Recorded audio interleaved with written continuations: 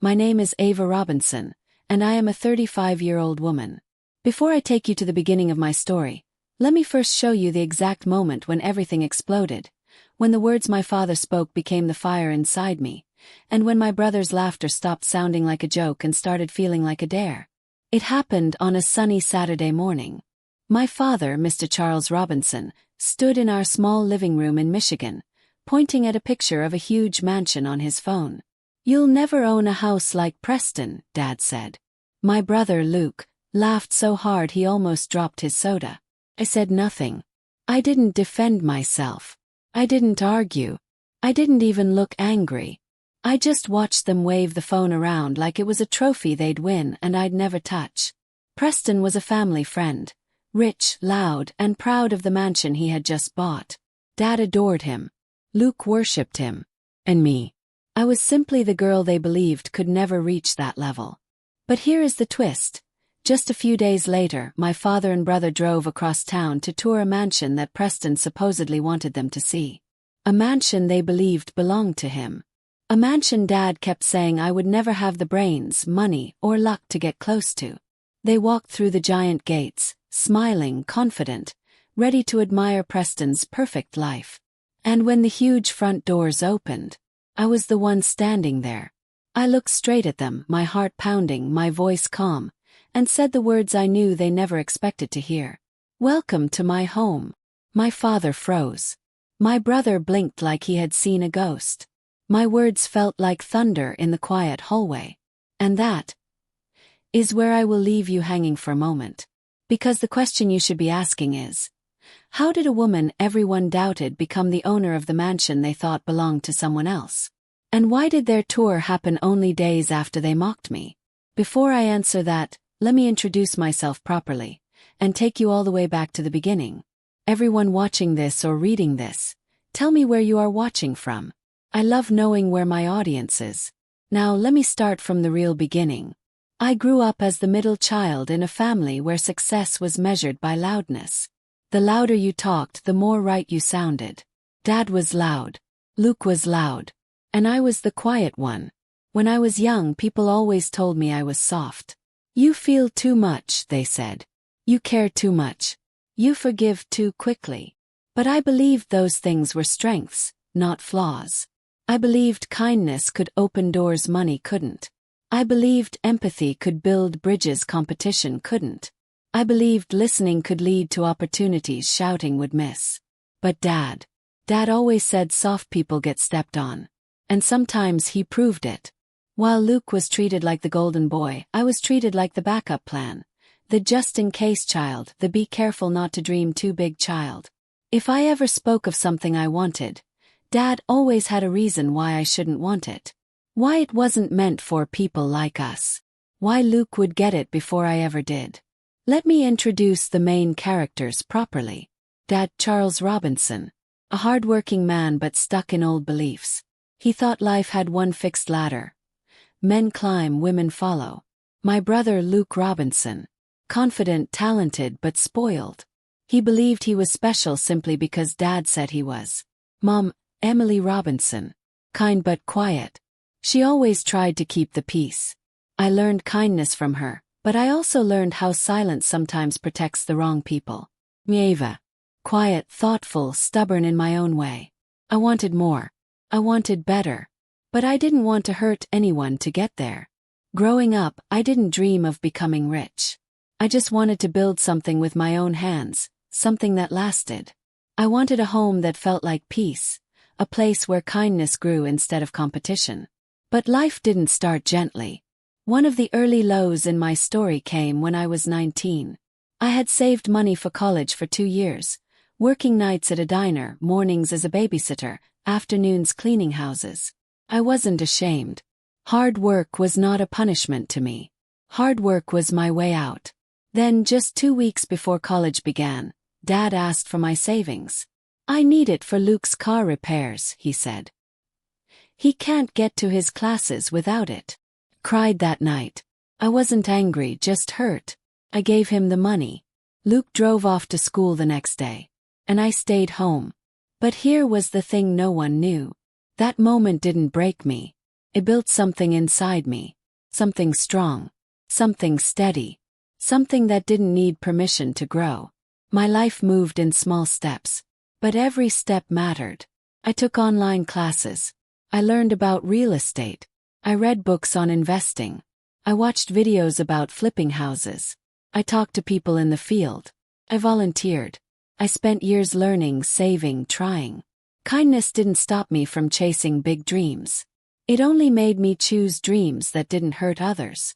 One day, after years of work, studying and saving, something incredible happened. I met Mrs. Eleanor Hayes, an elderly woman with a warm smile and eyes that saw deeper than most people. She lived in a small house on the edge of town and needed help with errands, groceries, and cleaning. I helped her for free at first because she reminded me of my grandmother. Weeks turned into months. We talked about life, choices, and courage. She told me stories about her late husband, who had been a real estate developer. She told me mistakes she had made. She told me the lessons she learned late in life. She became like family. Then one morning she called me to her room. She looked weak but peaceful. "Ava," she said softly, "you are the kind of person who deserves a chance. And I want to give you one."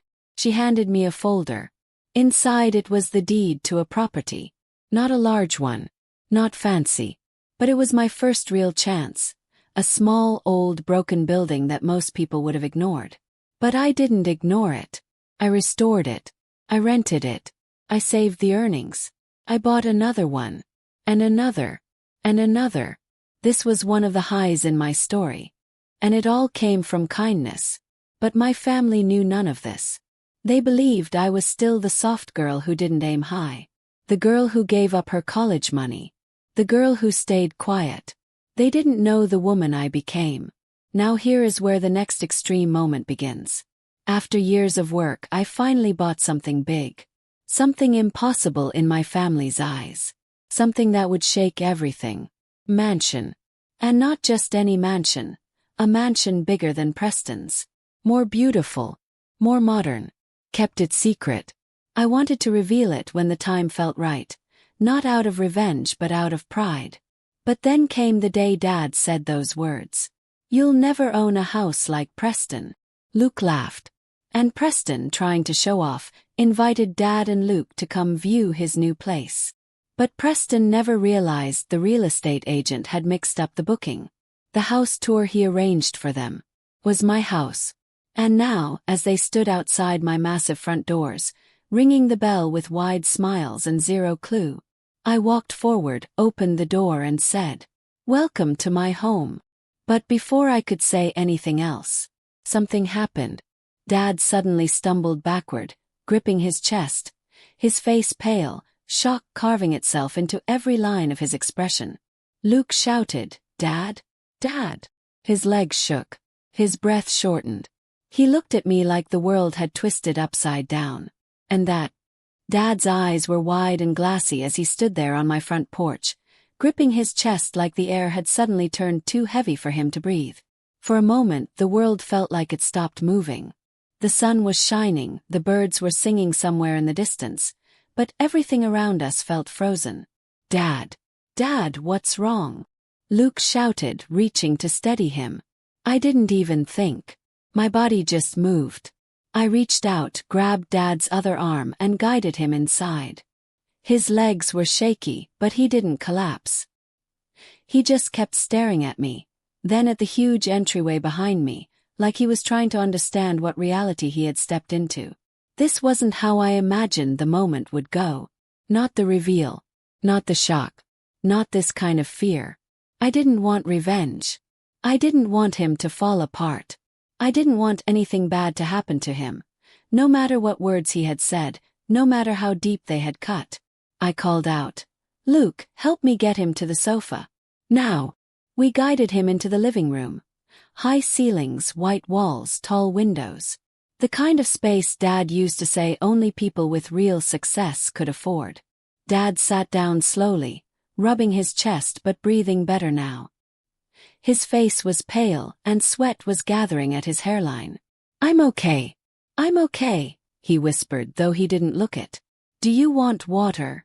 I asked softly. He didn't answer.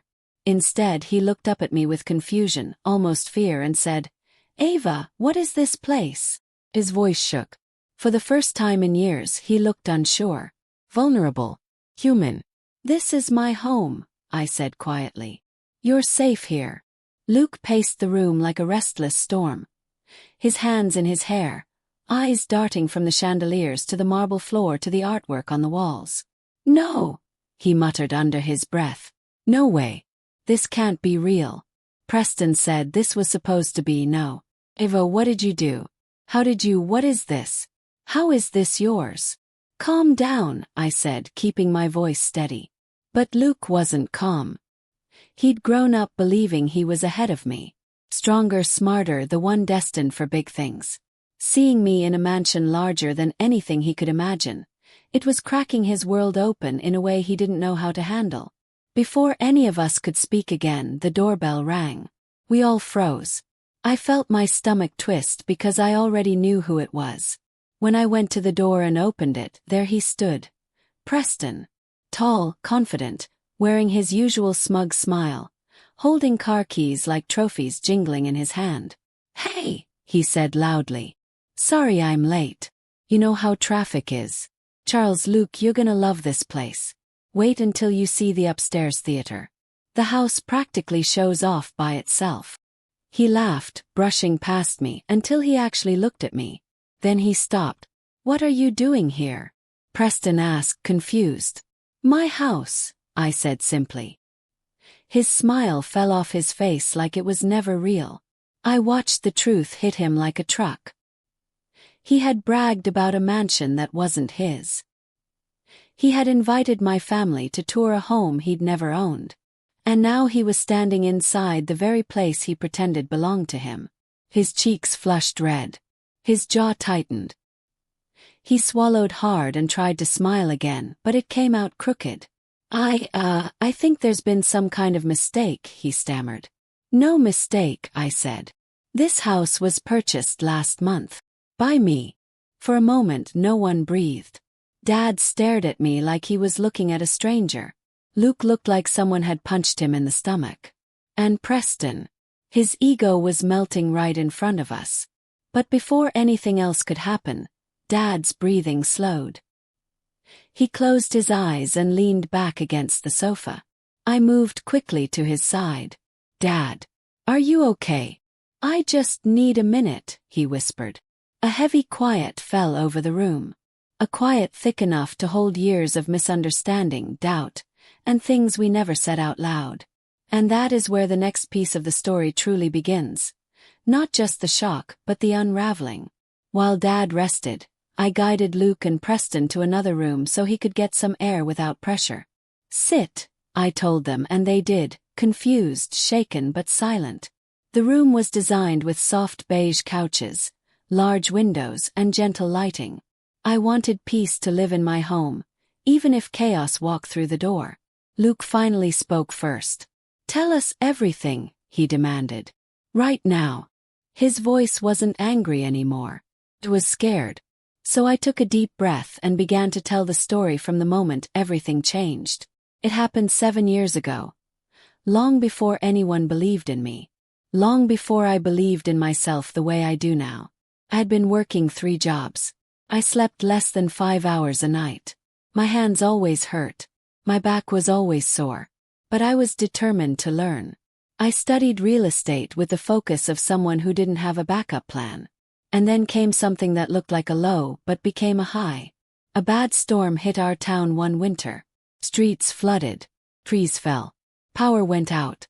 And Mrs. Eleanor Hayes, the elderly woman I often helped, was trapped in her home when a branch smashed her front porch. I didn't think twice.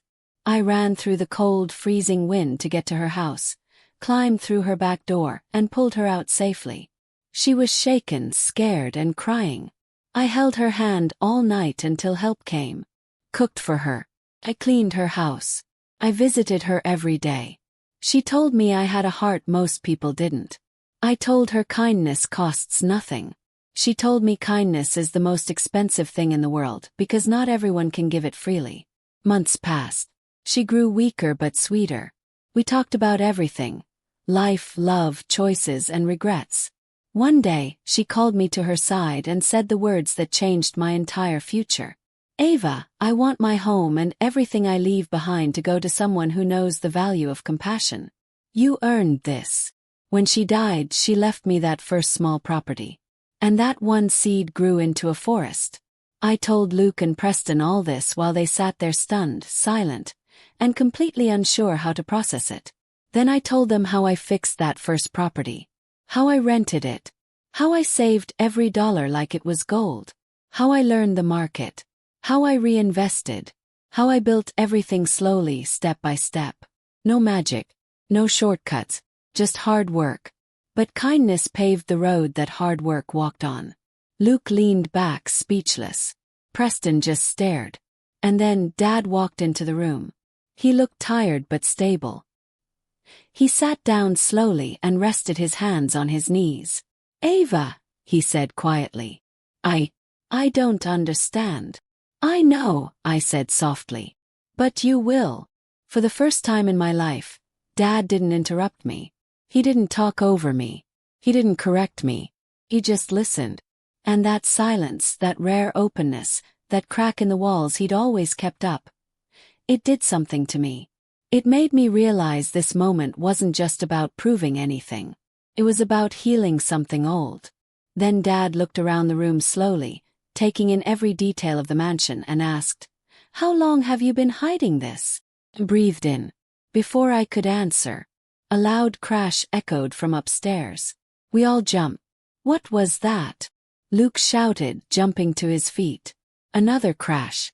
And then another, like something heavy had fallen. I rushed toward the staircase but stopped halfway when I heard a voice from above. A voice that didn't belong to any of us. A man's voice.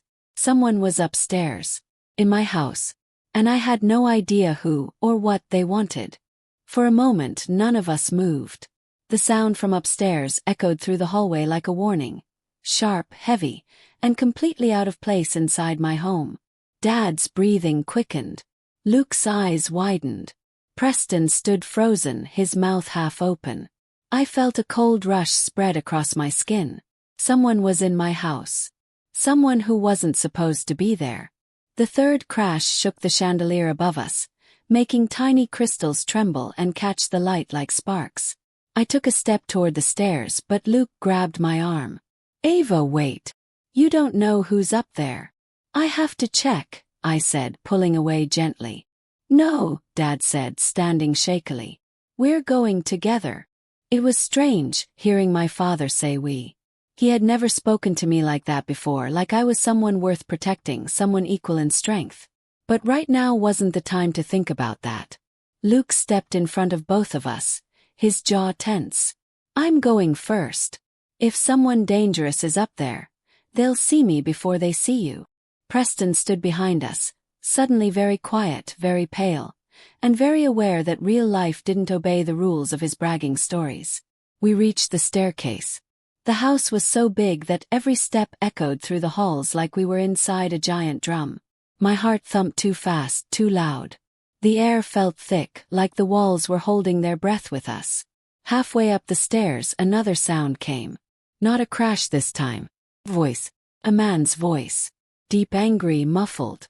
No. Not again, don't fall, hold on. We all stopped. Luke whispered. Is he talking to someone? It sounded like he was arguing with himself, or with someone who wasn't answering. There was panic in his tone, a desperation that felt wrong, like something was terribly off. We reached the landing and moved slowly down the hallway. My house had 5 bedrooms upstairs, each with its own bathroom. The doors were all closed except one, slightly open, light spilling into the hallway. The noises came from there. Luke signaled for us to stay back. He pushed the door open hard, ready to confront whoever was inside. What we saw made all of us freeze. There was a man standing in the middle of the room, tall, messy hair, wearing a gray hoodie and jeans covered in dust. He was facing the window, clutching a ladder that had toppled over and smashed against the wall. And beside the fallen ladder, my broken ceiling panel. He wasn't a thief. He was a contractor. One I had hired 2 days earlier to fix some wiring in the attic. His name was Jaden Rivers, a young guy who worked long hours and always apologized too much. He must have slipped, losing his balance and crashing through the attic floor into the guest room below. When he heard us, he turned around fast, his face red with embarrassment. "Oh my gosh, I'm so sorry," he blurted out, hands raised in panic. "Miss Robinson, I swear I didn't mean to break anything. My foot just slipped in the attic and then the ladder, then the ceiling, everything just fell." He was talking too fast, breathing too hard. Luke let out a shaky laugh of relief. Dad sighed loudly and wiped his forehead. Preston leaned against the wall, whispering, "Thank God." I stepped toward Jaden, my voice soft. "Are you hurt?" "Only my pride," he muttered. The damage looked bad. Plaster everywhere, wood splinters on the floor, insulation hanging from the hole above. But it was fixable. Everything was fixable. "Jaden, it's okay," I said gently. "Accidents happen. I'm just glad you're not injured." He blinked, surprised by my calmness. Most homeowners would have yelled. He probably expected the same. But kindness costs nothing. And fear had already filled this house enough for one day. "I'll pay for all repairs," Jaden said quickly. "No charge, I promise. Please, I'll make it perfect again." "We'll sort it out later," I told him. "Take a moment. Sit if you need to." He nodded awkwardly and stepped aside. Dad looked at me, really looked at me, as if he was learning who I was for the first time. His eyes softened, a hint of guilt flickering inside them. "You handled that better than I would have," he muttered. I didn't know what to say. His voice wasn't sharp this time. It wasn't dismissive. It was respectful, uncertain, maybe even proud. But before I could respond, Jaden suddenly froze. He stared at the hole in the ceiling with his eyes wide, not in fear but in confusion. "Miss Robinson," he said slowly, I think you need to see something." His voice didn't sound embarrassed anymore. Sounded serious. "What is it?" I asked. I don't know," he whispered. "But when I fell through, I saw something in the attic. Something hidden between the beams." Chill ran through me. "Hidden?" Luke asked. "Like what?"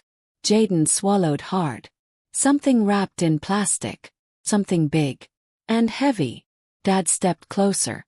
"Heavy how?" Jaden shook his head. "Like, heavy enough that someone didn't want it found." We all stared at the ceiling hole. Silence settled over the room like a thick fog. "What do you mean hidden?" I asked again, my voice quiet. Jaden hesitated. "It looked like a box. Or maybe a chest. I'm not sure. But someone placed it deep in the corner where the insulation is thicker." "Wait," Luke said, his voice tightening. "Are you saying the previous owners hid something up there?" Jaden nodded slowly. "I didn't touch it. I didn't even get close. But it didn't look new. And it didn't look normal." A cold ripple went down my back. My mansion was new to me, but not new to the world. The previous owners had sold it quickly, almost too quickly.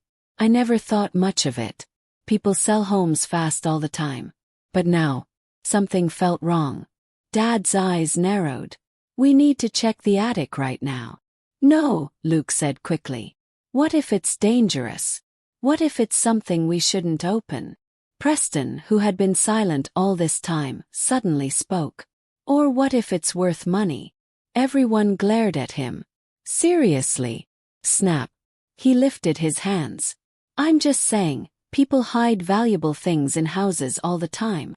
But there was a feeling in my stomach. Heavy, cold, sharp. This didn't feel like treasure. This felt like trouble. Jaden stepped forward nervously. "If you want, I can take you up there." Slowly, carefully. "But somebody needs a flashlight. It's really dark in that corner." I nodded slowly. But before we could make a plan, before anyone could move, before any of us could make sense of what this meant, we heard footsteps. From the attic. Low. Heavy. Someone. Or something. Was moving above us. Dad grabbed my arm. Luke stepped in front of me again. Jaden backed away, his face turning white. Preston pressed himself against the wall. The footsteps grew louder, then faster. They stopped. Right above the broken ceiling panel. Right above us. No one breathed. And then, a deep scraping sound echoed across the attic floor. Something was being dragged. Something heavy. Something hidden. Something we were not prepared to find. The entire house felt like it was holding its breath. For a moment, the world felt like it was made of glass. Thin, breakable, waiting to shatter with the wrong move. The scraping sound above us dragged across the attic floor again. Slow and steady, like whatever was up there had no intention of hiding anymore.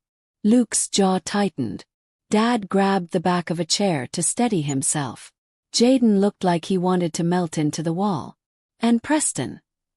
Well, Preston had turned so pale he blended in with the white paint. But me. I stood there with my heartbeat in my throat, each pulse sharp enough to hurt. Another scrape. Another loud thud. Something or someone was definitely up there. "We're calling the police," Dad whispered, already reaching for his phone with trembling hands. "No," Luke said quickly, shaking his head. "We don't know what we're dealing with. If we call now and it's nothing, we'll look stupid." "It's not nothing," Jaden whispered. "I saw something wrapped up. Something big. Something that shouldn't have been up there." Dad's fingers hovered over his phone screen. He wasn't sure. None of us were. The attic door at the end of the hallway creaked softly, like a warning. I swallowed hard and forced my feet to move, not toward the attic, but toward my father. "Dad," I said gently, "you're still not feeling well. Sit down. Let us handle this." He shook his head slowly. His eyes filled with something I hadn't seen in years. Fear and determination mixed together. "No. I'm not letting anything happen to my kids." Even Luke stopped breathing for a second. Dad hadn't said something like that since we were little. Luke took a deep breath, puffed out his chest and whispered, "Okay. Here's the plan. Jaden, you go downstairs and grab a flashlight. Eva, stay behind me. Dad, stay close but not too close. Preston, go anywhere that's not near me." Preston blinked. "So the laundry room?" "Yes." "Perfect." We all moved quietly, like the air itself might explode if we made too much noise. Jaden jogged down the stairs, his footsteps unsteady. The rest of us stood in the hallway, staring at the attic ladder. The footsteps above had stopped. Completely. Like whatever was up there now knew. We knew. I felt a chill crawl across my skin.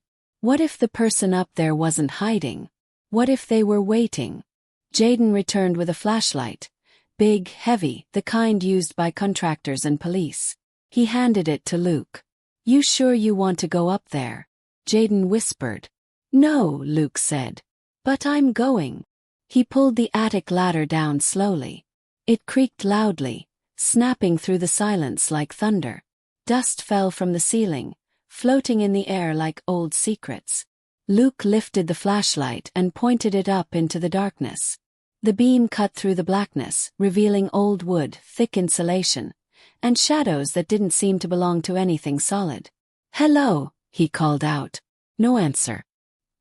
He placed his foot on the ladder's first step. And just before he climbed, I grabbed his arm. "Luke, be careful." He nodded once, serious, focused, and climbed. 1 step, 2 steps, 3. His head disappeared into the attic. We all stood frozen. "What do you see?" I whispered. Silence. "Ava." Luke's voice cracked. "You need to come up here." My stomach twisted. "Why?" I asked, my throat tight. "You just need to see this." I climbed the ladder slowly, the wood shaking under my hands. As my head rose above the attic floor, I saw the space. Dark, dusty, cold. But then I saw what Luke was staring at.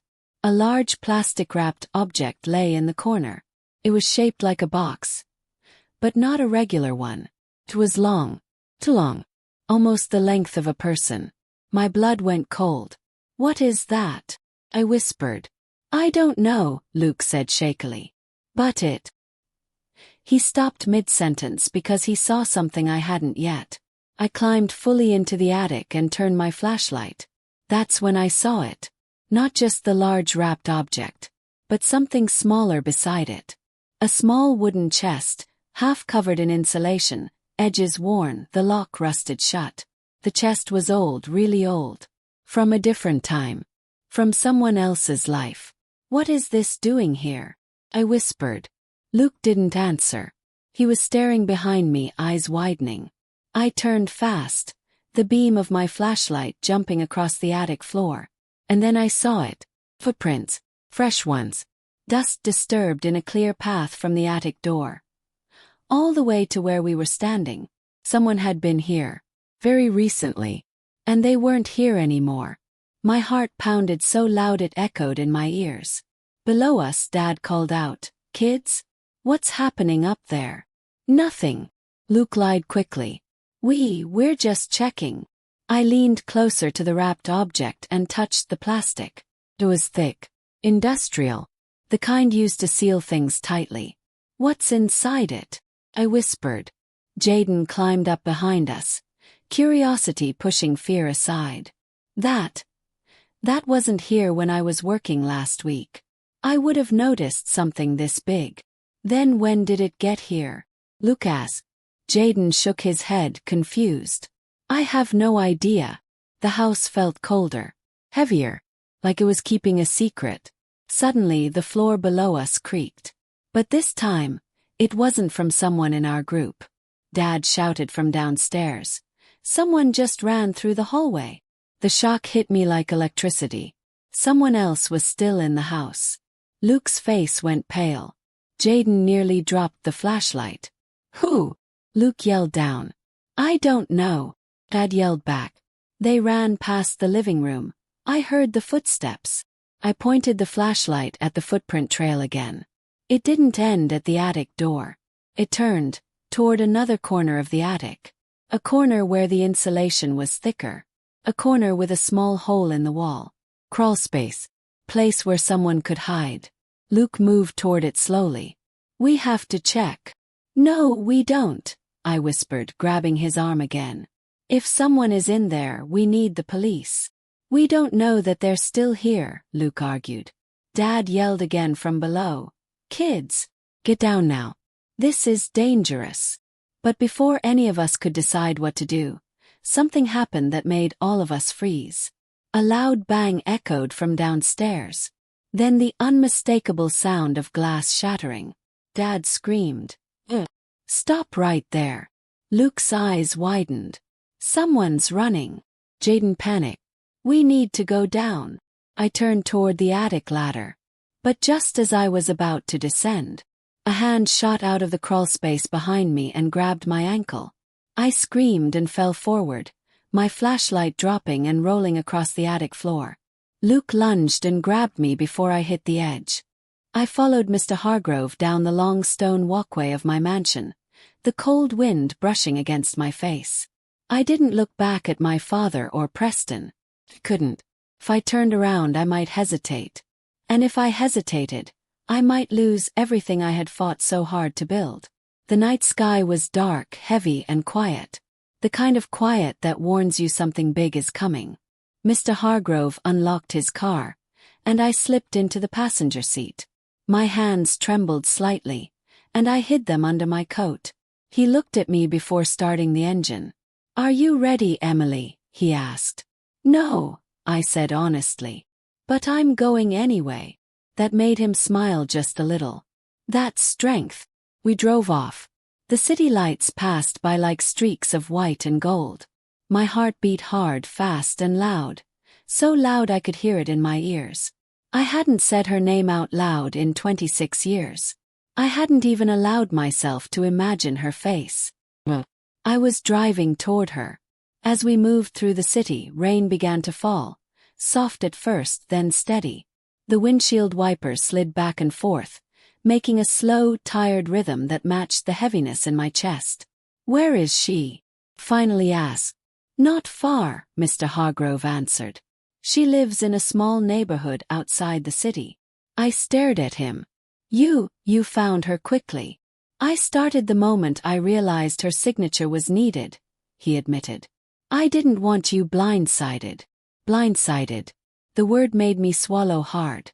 After another 20 minutes, the car slowed down. The streets grew narrower. The houses looked older, worn by time and weather. Some lights flickered weakly inside windows. Some porches sagged under broken railings. Finally the car stopped. This is it, he said. I looked out the window. A tiny house sat at the end of the street. The paint on the walls had peeled off in several places. The porch light flickered like it was fighting to stay alive. A thin curtain moved slightly behind the window, as if someone inside had seen us coming. My breath caught. That's where she lives, I whispered. Yes. For a moment, neither of us moved. Then I opened my door. The cold air rushed into the car, blowing my hair back. I stepped out slowly, my legs stiff and shaky. Every step toward the house felt like walking through thick water. With each step, flashes of my childhood snuck into my mind. Her laugh, her perfume, her hands holding mine, her voice saying she loved me, her back as she walked out the door and never returned. My lungs tightened. When I reached the porch, the wood creaked beneath my feet. I lifted my hand to knock. Up. Lowered my hand. Raised it again. Stopped again. I wasn't afraid of her. I was afraid of the little girl I used to be. Finally I knocked. Once. The door opened halfway. A woman stood there. Her hair streaked with gray. Her eyes tired but bright. Her face lined with years of something I couldn't name. Pain or regret or both. For a moment she just stared at me. And then her hand flew to her mouth as her eyes filled with tears. Emily, she whispered. My heart cracked open. All my life I wondered what I would say to her. Would I scream? Would I cry? Would I walk away? Would I ask why she left? Why she never called? Why she let us suffer? But what came out of my mouth was none of those things. Hi, Mom.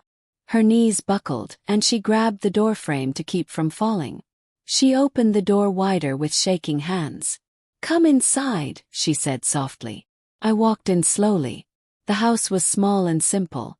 A couch with a faded blanket. A little table stacked with magazines. A kettle boiling softly on the stove. The place smelled like peppermint tea. She wiped her eyes with the back of her hand. I can't believe it's you, she whispered.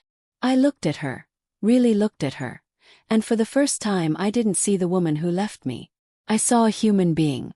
Flawed. Broken. Trying. We sat down. My voice was quiet. I didn't come here to fight. I just need a signature. And I'll go. Her face fell. Oh, she whispered. A signature. She looked down at her hands. Then she stood and walked to a drawer. She pulled out a small envelope, came back, and placed it in front of me. I knew you'd come someday, she said quietly. I didn't know when. I didn't know how. So I kept everything ready. Just in case. I opened the envelope. Inside were documents I never expected. Birth records. Old letters she wrote but never sent. A signature page already filled with her handwriting. I looked up at her slowly. You already signed it. She nodded. Tears streamed down her cheeks. I've spent years praying that you would find me someday. That you would need something from me. Anything. Even just a signature. I thought maybe helping you, just once, could make up for the years I wasn't there. I pressed my lips together to keep from crying. Why did you leave? Finally asked. She closed her eyes. Because I wasn't strong then, she whispered. But you are. Then she reached out with trembling fingers. Emily, I'm so proud of you. The tears I had held back for 26 years finally fell. For the first time, I wasn't a forgotten child. I wasn't a mistake. I wasn't a burden. I was someone worth coming back for. Someone worth signing for. Someone worth loving. When I left her house, the night air felt different. Lighter. Warmer. I stepped into the car with the papers in my hand. Mr. Hargrove smiled gently. Everything okay? I wiped my cheeks. Everything is better. Good, he said. Let's finalize your house then. And that was how it happened. How the little girl who was told she would never be anything became the woman who owned the mansion her father said she would never have. When I returned home, Dad and Preston were still standing inside, stunned and speechless. I held up the signed papers, smiled, and said the words that closed the story. Welcome to my home.